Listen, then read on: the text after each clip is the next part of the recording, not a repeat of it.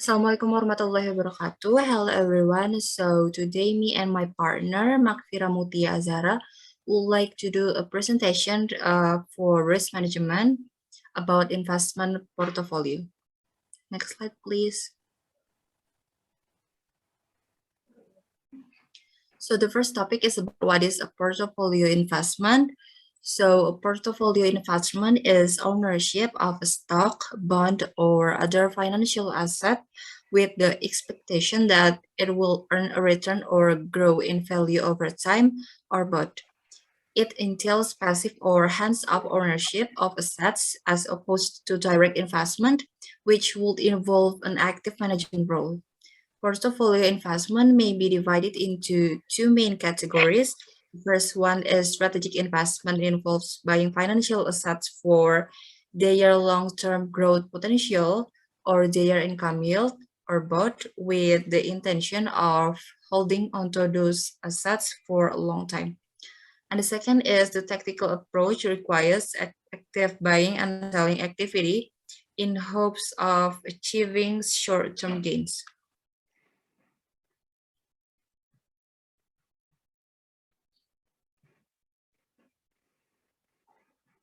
Next is the components of a portfolio. The first component is stocks. Stocks are the most common component of an investment portfolio. They refer to a portion or share of a company, and it means that the owner of the stocks is a part of owner of the company, and the size of the ownership stake depends on the number of shares he owns. Stocks are a source of income because as a company makes profits, it shares a portion of the profits through dividends to its stockholders. Also, as shares are bought, they can also be sold at a higher price depending on the performance of the company.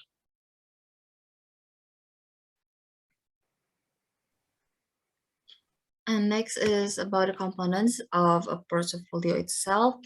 It's bonds. When an investor buys bonds, he is loaning money to the bond issuer, such as the government, a company, or an agency. A bond comes with a maturity date, which means the date the principal amount used to buy the bond is to be returned with the interest. Compared to stocks, bonds don't pose as much risk, but offer lower potential rewards.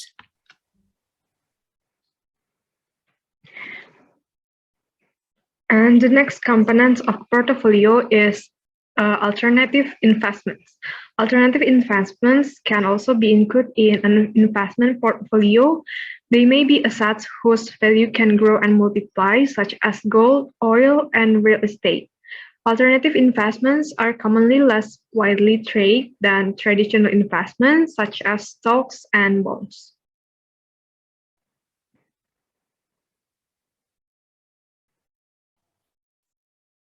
Types of portfolios. So the first one is growth portfolio. From the name itself, a growth portfolio's aim is to promote growth by taking greater risk, including investing in growing industries. And portfolios focus on growth investments, typically over both higher potential rewards and concurrent higher potential risk.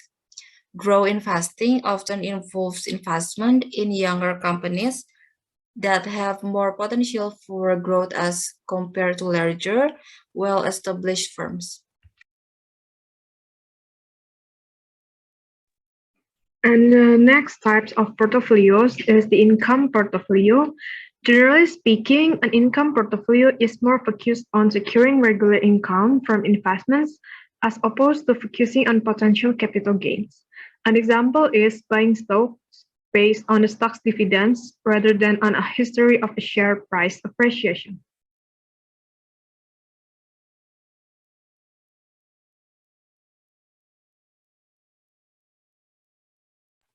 So next is value portfolio.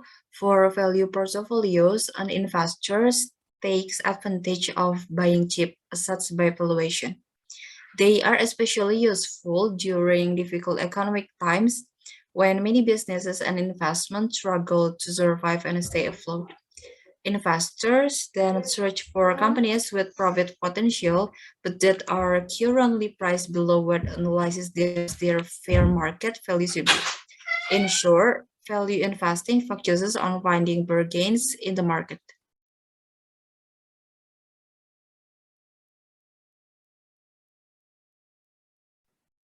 So how does an investment portfolio work? A portfolio investment is ownership of a stock, bond, or other financial asset with expectation that it will be earn a return or grow in value over time, or both. It entails passive or hands-off ownership of assets as opposed to direct investment, which would involve an active management role.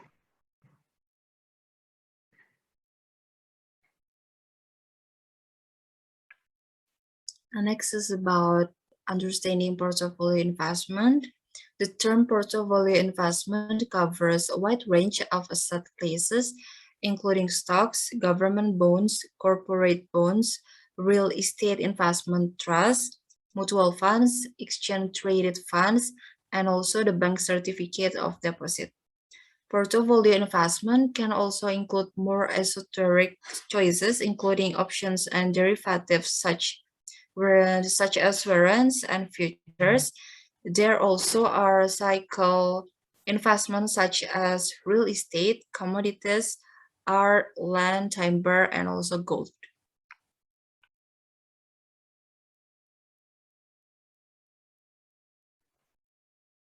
The composition of investment in a portfolio depends on a number of factors.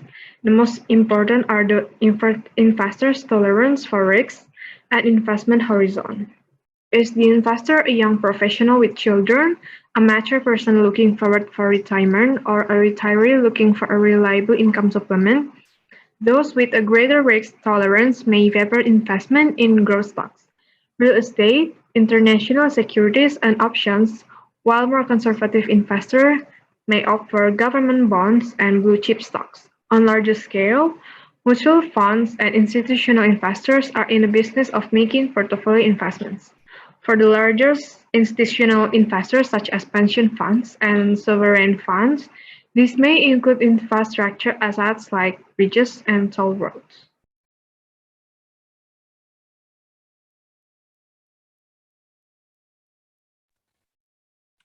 And this is the keynotes for investment portfolios. So first is a portfolio investment is an asset that is purchased in the expectation that it will earn a return or grow in value or both.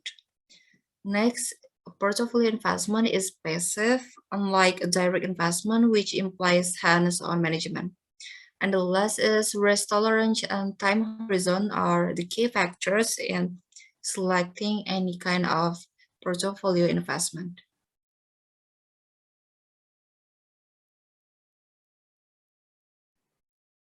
Now we'll move to portfolio investments for retirement. Investors saving for retirement are often advised to focus on a diversified mix of low-cost investments for their portfolios. Index funds have become popular in individual retirement accounts and 401k accounts due to their broad exposure to a number of asset classes at a minimum expense level.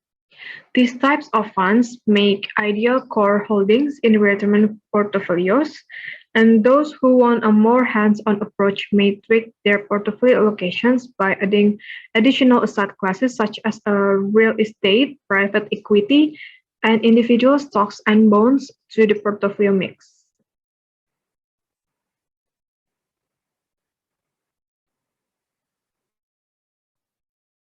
And next is about how to build an investment portfolio.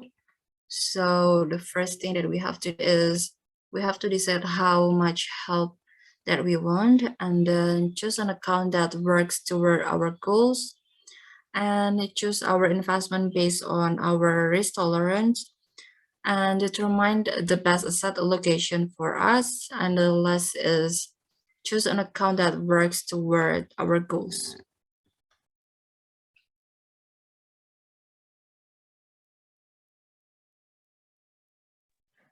So this is the example of investment portfolio. Anna is a retiree that lives in Florida. Her pension is $3,000 per month, and she has invested $10,000 in government bonds with a maturity of 15 years. Anna doesn't like investment risks, so she goes the safe route, hoping that the government bonds will give her an extra income at age of 75. So Anna is conservative investor. On the other hand, Jay, her son, currently at his 30s, is a sophisticated investor with highly diversified portfolio consisting of US stocks, foreign stocks, CDs options, and mutual funds. Jay keeps the riskier assets such as emerging market stocks because they are more likely to generate a higher return than the US stocks or the CDs. And unlike his mother, he dislikes bonds because they generate a low return, which doesn't meet his aggressive investment profile. Also, Jay is not a long-term investor. He invests in the short term to gain the maximum return in a period of 3 to 5 months.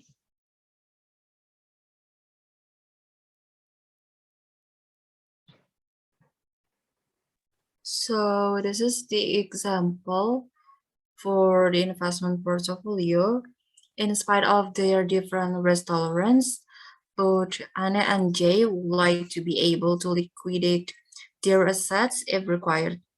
Liquidity makes transaction easier and cheaper, providing flexibility for the holder of the portfolio if there is an immediate need for the capital.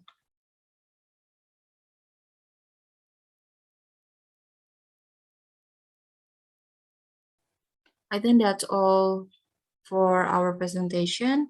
Thank you for your attention. Wassalamualaikum warahmatullahi wabarakatuh. Thank you for watching.